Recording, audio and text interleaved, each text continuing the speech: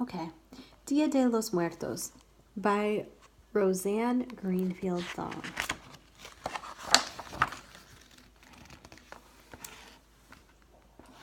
It's Dia de los Muertos. The sun's coming round as niños prepare in each pueblo and town. For today we will honor our dearly departed. With celebraciones, it's time to get started. At home, we've adorned our altars with care. They're heaped with recuerdos, a good thing to share. Sweet calaveras, so sugary white, they give toothy smiles, but never a fright. A black and white photo of Grandpa Padilla, who's riding on horseback just like Pancho Villa, and toys for remembering, small angelitos, a train, and a dollhouse are both favoritos.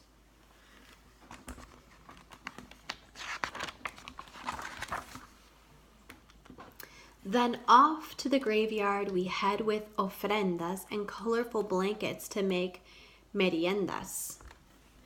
We carry incienso and velas to burn that will guide spirits back for their yearly return.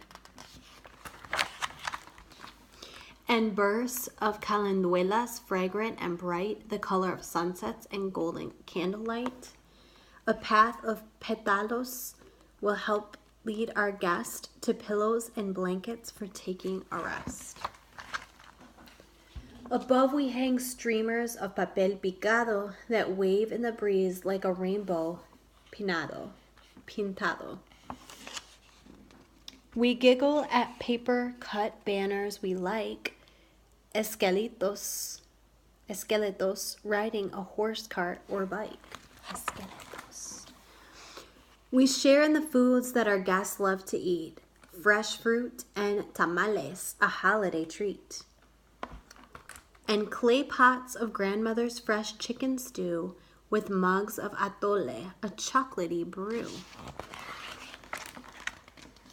But everyone's favorite is sugary bread called pan de muerto with bones of the dead. That offers our travelers a much-needed snack from the weary viaje that brought them all back.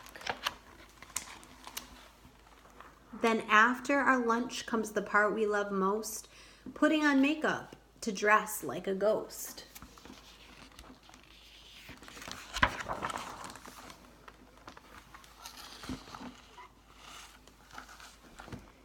In veils and costumes we join the parade. Although we wear huesos, no one is afraid. Gilberto has scars and a special corona. Annabelle looks like the real La Llorona. Joaquin's snow-white barba sweeps down to the floor, while Luz looks like someone we've all seen before. And just as the marigold clouds end the day, dancers and músicos come out to play. They wear special shells that go clinkety-clack to wake up the espíritus, calling them back.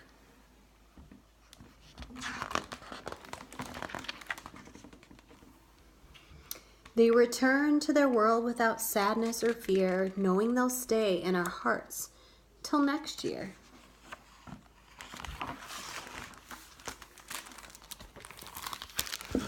Okay. Day of the Dead, or Dia de los Muertos, is celebrated on November 1st or 2nd in Mexico and other Latin American communities and countries. It is a day to remember and honor the dead and welcome their spirits home for a night. The emphasis of this day is on the joy of life rather than the sadness of death. Some families build home altars while others visit cemeteries to hold picnics and spend time with departed souls. Home altars are adorned with flowers, photos, candles, or the deceased's favorite possessions and foods. Families also sent out sweet egg bread known as pan de muerto, or bread of the dead.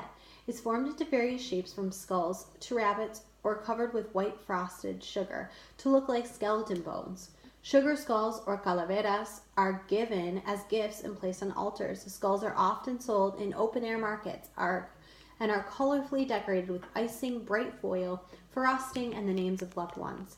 Families head to cemeteries to clean and decorate grave sites. Graves can be adorned with candles, offerings, flowers, and incense. In some villages, paths of bright marigold petals lead from cemetery to individual homes. The petals' strong scent is said to guide the spirits home.